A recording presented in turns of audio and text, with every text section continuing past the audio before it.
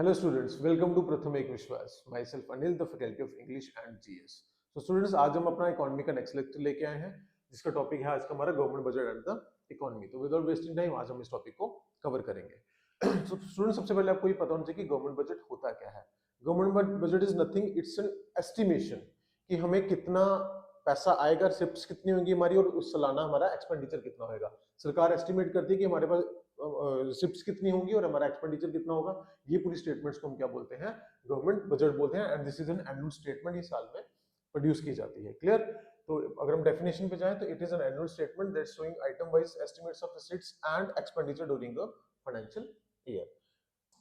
इस government budget के friends दो कंपोनेंट्स होते हैं। First is the revenue budget and another is the capital budget. जो रेवेन्यू बजट होता है वो रेवेन्यू साइड की रिसिप्ट्स एंड एक्सपेंडिचर को डील करता है, और जो कैपिटल बजट होता है जो कैपिटल साइड्स की रिसिप्ट्स एंड एक्सपेंडिचर को डील करता है। रेवेन्यू रिसिप्ट्स क्या होती है, रेवेन्यू एक्सपेंडिचर क्या होता है, कैपिटल रिसिप्ट्स क्या होती है, कैपिटल एक्सपेंडिचर क्या होता है, ये भी आपको थोड़ी देर में क्लियर हो जाएगा। By going to the definition, it deals with the revenue aspects of the government. Revenue budget is the statement of estimates of revenue receipts and the revenue expenditure during a financial year. इसी तरह से capital receipts and capital expenditure भी होता है, deals with the capital aspects of the government budget.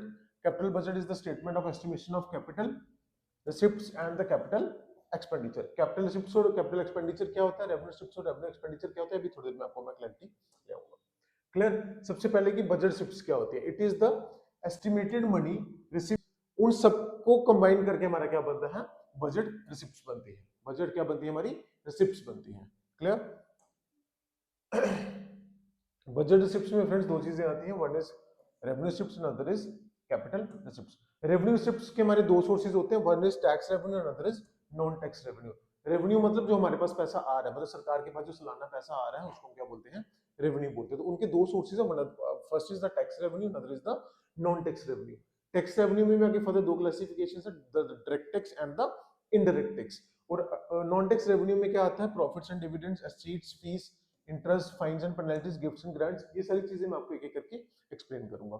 Capital assets के अंदर क्या आता है, बोरिंग आती है, रिकवरी ऑफ लोन्स आता है, अदर्स आता है। अदर्स में हम लोग बोल सकते हैं डिसइन्वेस्टमेंट।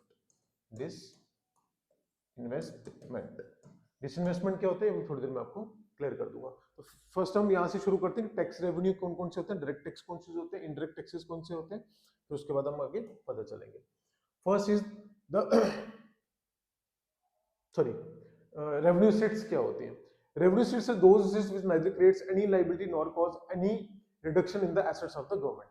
रेवेन्यू रिसीट्स वो पैसा सरकार के पास जिसके आने से ना उनकी कोई लायबिलिटी बढ़ रही है, ना ही उनका कोई एसेट कम हो रहा है। I am repeating it again, ऐसी कोई भी सोर्स पैसा सरकार के पास आ रहा है, पैसा आ रहा है रेवेन्यू के फॉर्म में, जिससे ना तो उनकी कोई लायबिलिटी कम हो रही है, ना ही उनका कोई एसेट सॉरी लायबिलिटी इंक्रीज हो रही है, ना ही कोई उनका एसेट डिक्रीज हो रहा है। कोई इस तरह से अगर कोई भी पैसा आता है तो उसको हम क्या बोलते हैं, रेवेन्यू रिसीट बोलते हैं। सरकार एसेट्स है, सरकार की लायबिलिटीज क्या है, अगर सरकार ने किसी से लोन लिया है और उसको इंटरेस्ट पे करा, जो उसका जो पैसा सरकार के पास पड़ा है वो उसकी क्या है, लायबिलिटीज है।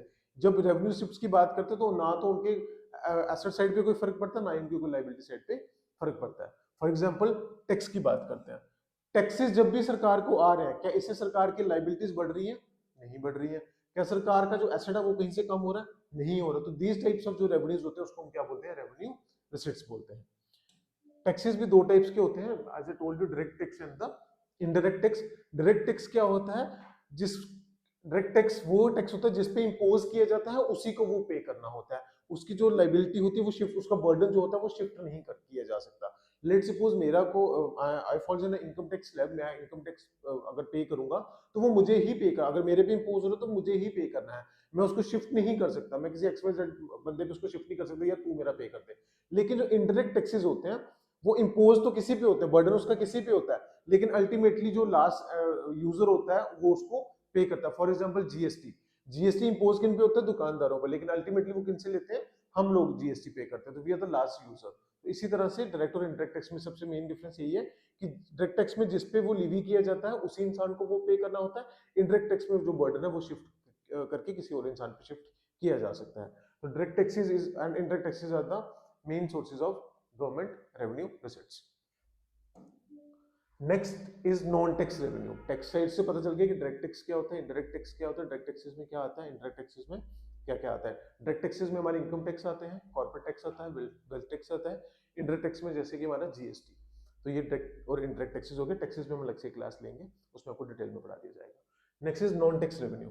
नॉन टैक्स रेवेन्यू मतलब ऐसा अगेन वही रेवेन्यू जहां से ना तो इनकी कोई लाइबिलिटी बढ़ रही है, ना ही इनका एसेट कोई डिक्रीज हो रहा है। फॉर एग्जांपल फी, अगर आप कोई गवर्नमेंट सर्विस यूज करते हो तो आपको उसको अगेंस्ट फीस देनी पड़ती है।